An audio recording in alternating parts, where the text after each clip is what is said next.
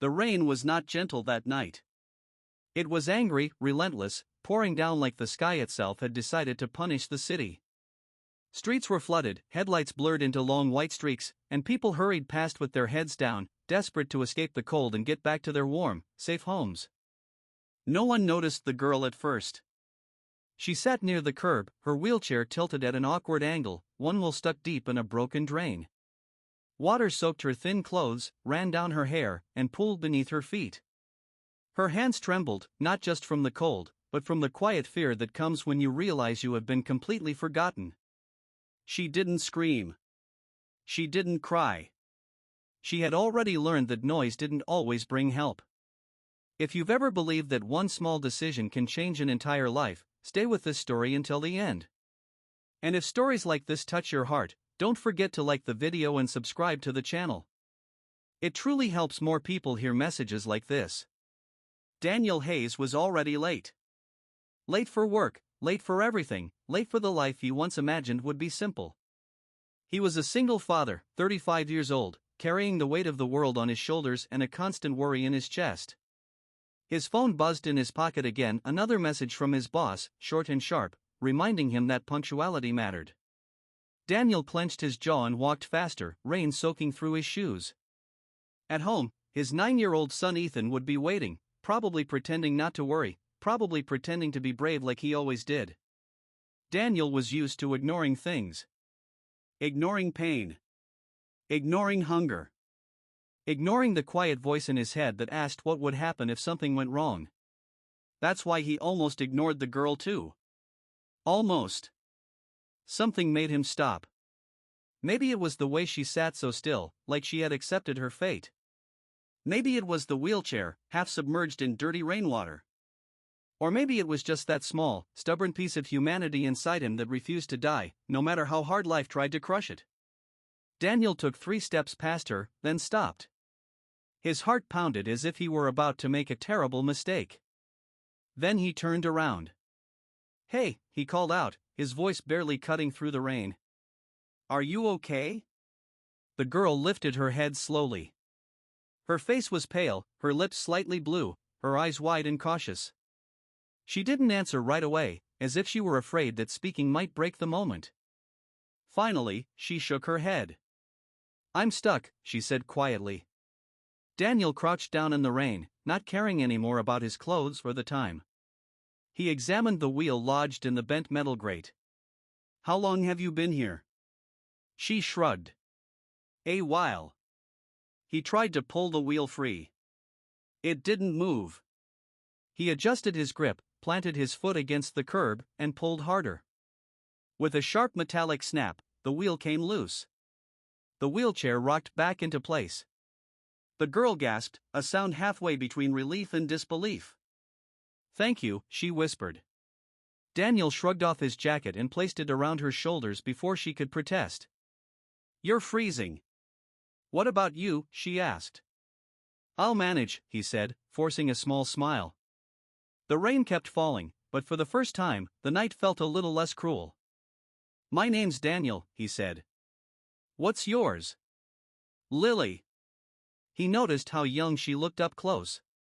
Too young to be alone.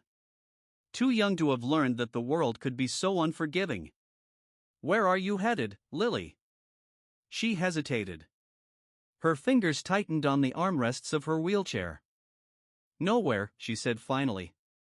That single word hit Daniel harder than any insult ever had. Nowhere. He looked around at the rushing cars, the people who still refused to see her.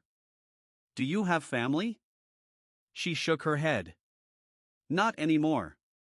Daniel swallowed. He thought of Ethan. Thought of the nights he'd stayed awake worrying about what would happen if he failed as a father. "Come on," he said gently. "Let's get you out of this rain." He pushed her wheelchair toward a small cafe a few blocks away, shielding her from splashes as best he could. Inside, warmth wrapped around them like a blanket. Lily looked around in amazement, as if she'd forgotten what it felt like to be dry. Daniel bought her hot chocolate and himself the cheapest coffee on the menu, silently calculating how much money he had left until payday. They sat by the window, rain streaking down the glass. Slowly, Lily began to talk. About the woman who had taken her in for the disability money. About the shouting. About the moment she'd been pushed out into the rain like she was nothing more than trash. Daniel listened, anger burning in his chest, hands clenched tight. "You don't deserve that," he said firmly. She looked at him, confused. "Everyone says I'm a burden." Daniel shook his head. "They're wrong." The night stretched on. Daniel made phone calls, argued with shelters, begged for help. Finally, he paid for a small motel room with money he couldn't afford to lose. Lily cried when she saw the bed. "You didn't have to do this," she said. "I know," Daniel replied. "But I wanted to." Days passed. Lily was placed in temporary care. Daniel visited whenever he could, bringing small gifts, listening to her stories. One afternoon, she asked him a question that changed everything. "Why do you care so much?" she asked. Daniel hesitated. "Because I know what it's like to be alone." "What's your son's name?" she asked suddenly. "Ethan." Her face went pale. "My mom used to talk about a man named Daniel," she said softly.